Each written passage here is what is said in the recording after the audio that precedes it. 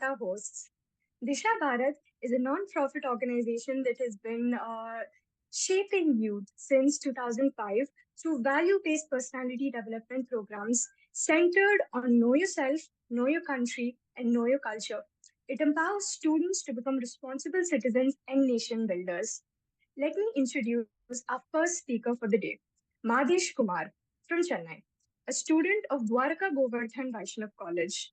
Through him, let us learn a little bit about Vanchinathan, a freedom fighter. Madhesh, please take over. Good morning, everyone. Today, I feel deeply honored to speak about one of the greatest yet often forgotten freedom fighter of India, named Vanchinathan. Whenever we hear about India's freedom struggle, names like Mahatma Gandhi, V. Chidambaram Pillai, Subhash Chandra Bose, Bhagat Singh immediately come to our mind. They because their contributions are unforgettable. But apart from these famous leaders, there were countless bravery women and men who sacrificed their life for our nation. One such extraordinary person was Vanchinathan. His life was not long. When he laid down his life for our nation, he was only 24 years old. But yet, in those few years, he displayed extraordinary courage, determination, self sacrifice, and patriotism. Today, I would like to take you through his journey from his life, his childhood to his transformation to a revolutionary with his sacrifice. Finally, I would like to take you through the lesson what we can learn from his life. Vanchinathan was born on 17th September 1886 in Senkotai, which was then a princely state of Travancore. His parents were Raghupati Iyer and Rukmani Ammal. He started his schooling in Senkotai and later pursued his college at Sri Moolam Maharaja College, Trivandrum. Like many of young educated students, he also secured a respectable government job. Initially, he started his job as temple accountant in Senkotai and then joined the forest department of Travancore as a forest guard. At the age of 23, he married Ponnamal. In those days, if someone had lived with him, they might have thought that he would lead a comfortable life. But history had different plans for him. Let us know what is that. During those years, India was under British rule. Across the country, freedom fighters were raising their voices against injustice. Vanchinathan was deeply disturbed by the way Indians were treated by British. He saw innocent peoples were tortured and freedom fighters were imprisoned. Slowly, a fire of patriotism began to grow within him. So he realized that remaining silent was not an option. So he believed that British tyranny should be resisted, and he believed that freedom is not a gift; it is a birthright of every Indian citizen. That belief changed his entire career. Determined to serve his nation, he joined Bharat Association, which was led by some famous leaders in Tamil Nadu, named like Neelakanta Brahmachari.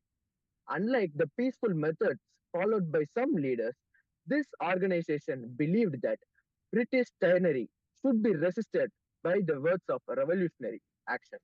Around this time, Vanchinathan came in close contact with VVS Iyer. Every revolutionary should need someone who light up the fire within them. For Vanchinathan, that person was VVS Iyer. VVS Iyer was not only a scholar, but also a fearless revolutionary who worked alongside with Vinayak Damodar Rao Sarwakar. For Vanchinathan, he, he taught him not only to handle the pistol, but also he taught him more powerful that how to conquer fear. That is very important. Think about it.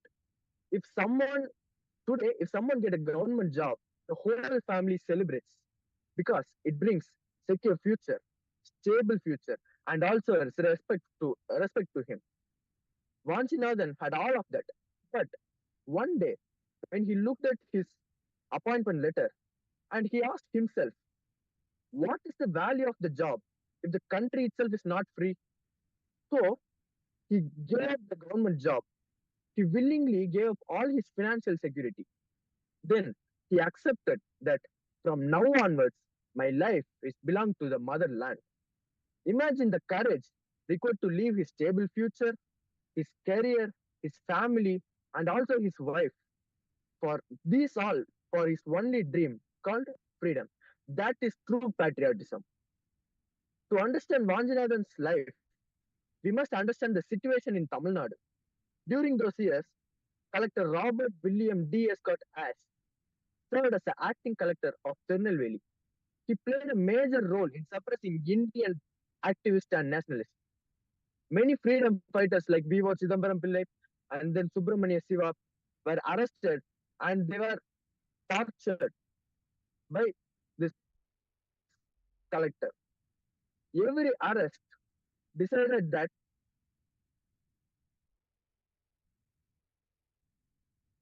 every arrest decided the public of move forward.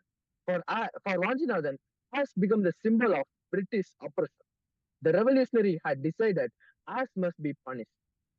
So V.V.S. Iyer led the organization and planned the mission to punish family and career. Think about these words. A young father had just lost his own child, yet he chose to place his country's freedom before his personal sorrow. Very few people have such extraordinary courage and dedication.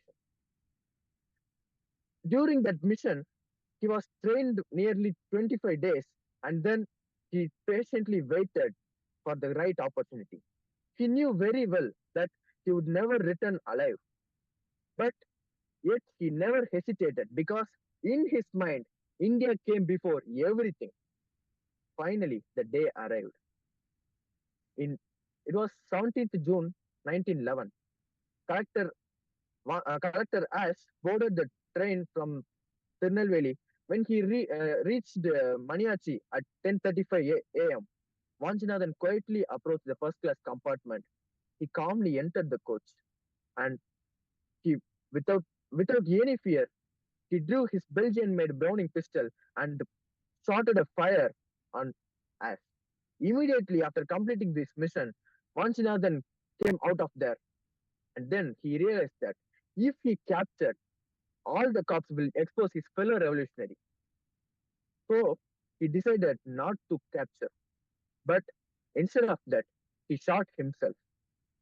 He was only 24 years old at that time. His sacrifice shocked the whole British administration and became one of the most significant revolutionary actions in South India. Although Vanchinathan lived for only 24 years, his sacrifice inspired generation of Indians. His name became a symbol of bravery and selflessness. To honor his memory, Maniachi railway station was renamed as Vanchi Maniachi railway station. Even today, whenever the train stops, they remind us about this young man who gave his life for his country. History remembers him not only for the life he lived, because history remembers him, the life he lived. There is a purpose. Dear friends, we are fortunate to live in this independent India. We vote freely, we study freely, we speak freely. This did not come very easily. Thousands of freedom fighters were sacrificed their career, dream, happiness, families, and even their life. From Vanchinathan, we learn several important values. Love your country above your selfish interest. Be courageous even in difficult situations. Stand against injustice. Use your education not only for the success, use your education for your country's development. Serve society and with honesty and develop a responsibility. Today, patriotism doesn't mean carrying a weapon. It means respecting your constitution. It means becoming a responsible citizen. It means protecting public property. It means working hard and contributing positively to your nation. As I conclude my speech, I would like to leave you with one thought. Heroes are not measured by the number of years they live, but by the impact they left behind. Vanchinathan's life lasted only 24 years, but His courage has inspired Indians for more than a century. Let us remember him not only as the man who shot Collector Ash, but as a young patriot, but as a young patriot who sacrificed his family, career, dream, and finally his own life for India's freedom. May his courage inspire us to become responsible citizens and serve our nation with honesty, dedication, and integrity. Thank you all for your patient listening. Jai Hind.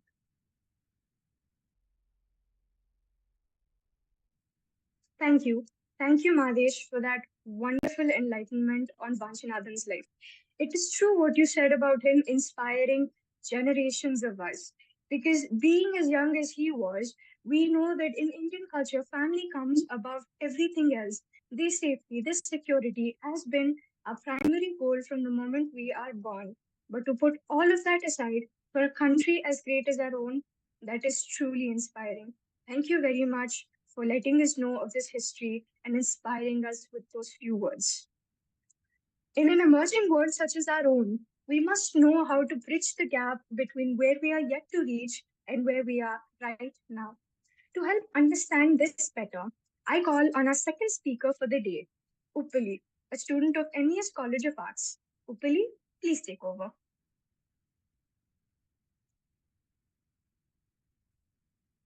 Good morning to all. Today, my topic is preserving our culture while embracing modernity. So, first, we need to understand what the meaning of modernity is, right? Today, people consider being modern to being Western. People think that mimicking the West, following their ideologies, their customs, their rituals, that is being modern. But we need to understand that truly being modern lies here. It lies in our thinking, the way we think, the way we approach life and face the obstacles that life throws at us. And there cannot be a better example than our very own Bharat for how one can embrace modernity while preserving our heritage. So, we'll try to cover a few points today as to how we can also look into our culture, understand our heritage while also staying relevant and modern. Of course, our Bharat's culture is such that it will be impossible to talk about its heritage in just a few minutes. It's like we're taking a prokshana from an ocean. That's what we'll be doing today. A few points we'll be looking into. Firstly, starting off with fashion. These days, fashion is like a big industry, and everyone is crazy about how they want to present themselves, how they want to look on stage. And in our very own Bharat, this concept of fashion has existed from time immemorial. We can see our very own example of our very own Krishna, how Krishna had piercings. Today, everyone gets tattoos, piercings, stating that it's really cool, right? And they have all these accessories. But our Krishna, during those times itself, he had Makara Kundalas for his ears. That is, Makara Kundala Madavum Adarker Pamakutam Voli Vishavum. His Makara Kundalas. That is, over here he had the crocodile shaped earrings. And this is just not a sign of fashion, it also carries a scientific relevance. What is that? Here we have the vagus nerve, the acupressure points, and in our Karna Samskara of our Bharat, getting it pierced here had such a big science behind it. Also, we see that today how we can conserve our culture. We can conserve our culture through fashion by wearing our own attire of our own Bharat. Our Bharat is rich in textiles in terms of the designs and patterns and the fine clothing that is available here. I don't think that it's available anywhere else in the world.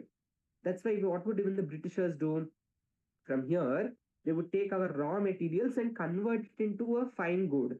And then they would send it back here. Where would they get the raw materials from? Our own Bharat.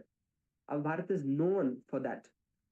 So today we can see that there's a wide range of clothing and fashion available to us. You know, we have the Mysore silk saris, we have the Kanjivaram saris, we have the Banarasi saris, or we also have the Patan Patola. Along with that, we have even for men's wear, there are linen and cotton kurtas. So we can start incorporating all of these things. Say, for instance, someone is working in a corporate office, corporate firm, they can probably go in our Bharat's attire in order to promote it. Next thing is health. In today's era, health is wealth. In any era, health is wealth. But definitely today, when there is so much adulteration in food and so much panic and chaos regarding what to eat, how to eat, I really firmly believe that our Bharat is the epitome of healthcare. How can our health be protected? This has been there in our culture for the past many years. We have the Ekadashi fasts. Today they talk about intermittent fasting, how it kills the cancer cells in our body. This was the whole ideology of the Ekadashi fast. We also have the Ayurveda, that is itself the science or the knowledge of how to protect our life and how to have longevity in life. And also today we have the yoga classes that are gaining a lot of prominence, especially in the West. We have yogas and Pilates, meditation, pranayama classes. Why are they doing all of this? First is, out of the stressful life, they want to take a break. They want some space for themselves. And also this ensures in reducing the cortisol levels, right? Today everyone talks about dopamine, how we need to have a good amount of dopamine. It's a feel good hormone. How do we promote all of this? By doing activities that promotes this dopamine, right? And in a good way, these activities need to be. That is where our yoga plays a vital role. It is mentioned in the Patanjali Yoga Sutras 1.2. What is mentioned? Yoga chitta vritti nirodha.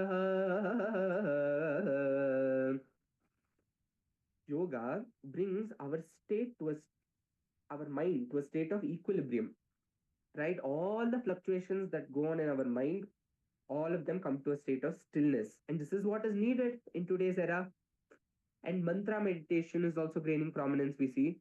What is this mantra meditation? Sitting in one place and doing a little dhyana, reciting a few mantras and shlokas. There are whole researches that are being conducted on this. Just staying in one place and chanting Rama Rama Rama Rama Rama Rama Rama Rama Rama. So many people find such peace and tranquility in this.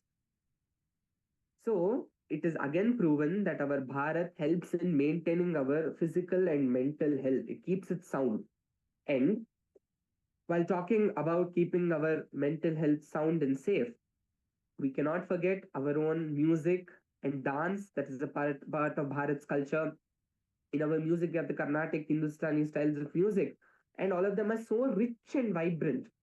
For instance, if you just start any raga alapana in Carnatic music, Araf, naraf, naraf, naraf,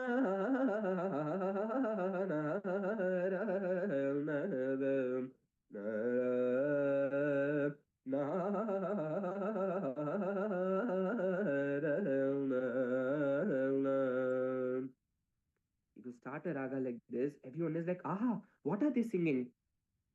All of one's thoughts just go away, and we feel as though we are merging with that music, with that ambience. Also, our dance also utilizes music. And we have Bharatanatyam, Kathak, Kuchipudi, and so on. Our India is known for its folk dances and classical dances and its folk music, classical music. It's so rich in this kind of heritage. Also, our Bharat is rich for its personalities. We see our personalities of the Vedic times, of the Ramayana, Mahabharata Kalam, and our role models can also be seen to be Rama and Krishna. How is this relevant today? Today, in a world full of chaos, one needs a role model. Who can be our role model? Someone like Rama. In the Valmiki Ramayana itself, the starting slokas, what do they mention? Konasmin sampratam loke gunavan kascha viryavan dharmajcha kritagnyascha satyavakyo dhidavratah. All these qualities and virtues of Rama are mentioned. That is why Rama is a perfect role model for today's modern era. And as mentioned, he is Parama Pavana Rama Papa Vimochana. Rama is Parama Pavana Rama. He's also Paripurna. He's complete in all these virtues. Thus, Ravana can never be a role model, and Rama itself, for today's date and time, is the perfect role model. And also, as Rama's wife, our beloved Sita Mata, she is the paragon of women empowerment. In fact, in those times, women would have swayamvaras. They could choose whom they wanted to get married to. Today, we have judgments and all saying that, a part of our right to life is getting to choose whom one's life partner is. That was there in the Swayamvara concept. That's what Sita did. And also, Sita, we can see she stayed so patient and so calm even during times of distress. Even this can be learned by us today as to how to stay calm during this chaos that is taking place around us. Also, in order to probably subdue this chaos from our minds, we can start following our festivals again. These days, people are letting go of their culture, not following their own festivals. Our Bharat is famous. We have the Ram Navami, we have the Krishna Janmashtami, we have Ganesh Chaturthi. All these festivals, they are just not religious signs of progress. Along with having spiritual meanings, they also help in bringing families together. And today, people talk about how when there was a joint family system, people had other people to go and talk to, socialize with. But today, they are losing that. Maybe one may not even know who lives next door. One may not even know one's neighbor's names. But during festivals, when families come together, when people come together, this promotes a sense of fraternity. This promotes more social harmony, and people get together and celebrate, and they get so happy. So I guess this again needs to be reinforced in today's time when people are forgetting how to celebrate their own festivals. And during the celebration of these festivals, or even otherwise during the daily activities that are done, some time must definitely be spared to probably read, not probably, in fact, definitely read our granthas. Again, even our granthas, shastras, they are just not religious. They teach us the essence of life. For instance, in our very own Bhagavad Gita, we have the famous shlokas. Yada yada hi dharmasya glanir bharata abhyuthanam adharmasya tadatmanam shujamyaham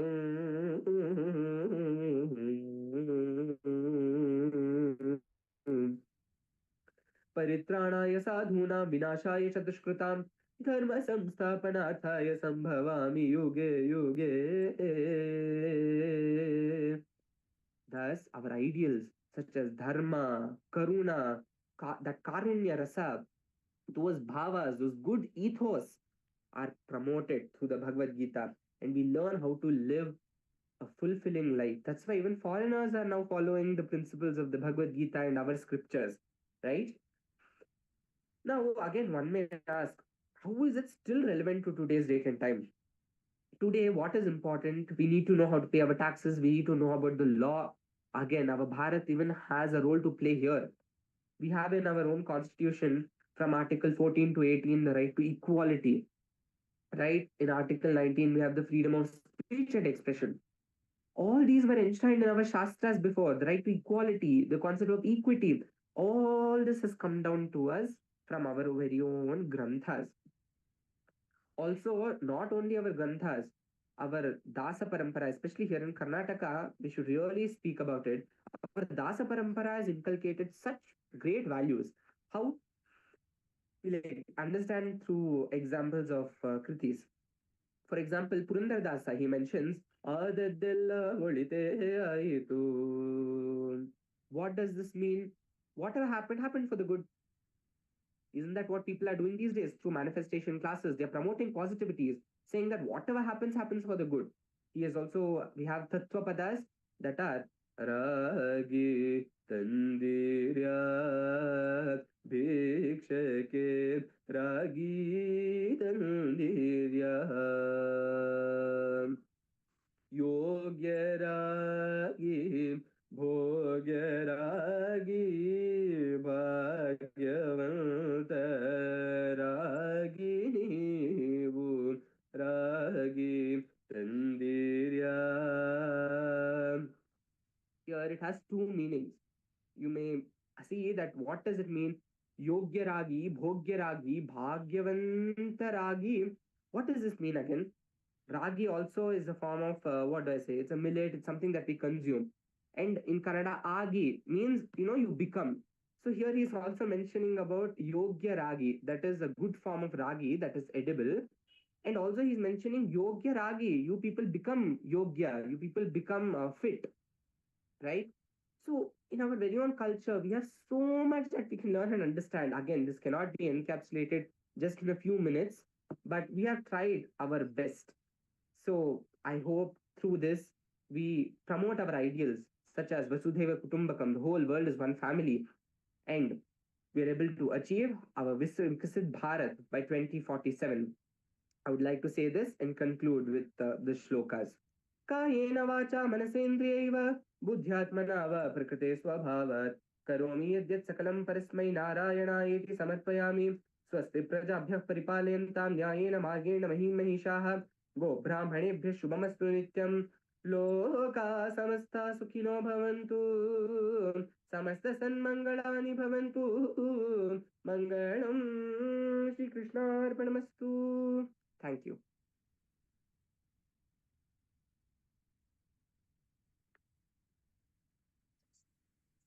Upali. Thank you. Thank you so much on your insight about this particular topic. You spoke so much about socialization, about harmony, and dare I say, when you were singing, it was music to my ears, pun intended. Uh, can I just add that foreigners, they took everything that was ours. They took our money, they took our culture, they took our pride, and now it's funny that they're trying to teach it back to us. So it is definitely important that we don't go that low and remember it ourselves. So thank you so much for your insightful take on this. For today's evening lecture series by Aditya Rajkal, it will be regarding his take on the story of Indian Armed Forces and national security titled From Valor to Vigilance. Apart from that, tomorrow morning there are going to be two wonderful events hosted by Disha Bharat. One would be the walkathon of the motto Youth Marching with Pride, to which the chief guest is Sri C.K. Ramamurthy, a member of the Legislative Assembly, Jayanagara. The event is between 6:30 and 9:30 a.m., held at Shalini Ground. The second would be, of course, our very wonderful student talks, engaging you in the rich history of Khudiram Bose and their take on young India, a new age of entrepreneurs. Thank you very much for attending this session. Let us end it with a sloka. Om Sarve Bhavantu Sukhinah Sarve Santu Niramayah Sarve Bhadrani Pashyantu Ma Kaschit Dukkha Bhag Bhavet. Om Shanti Shanti Shanti. Thank you. Thank you, everyone.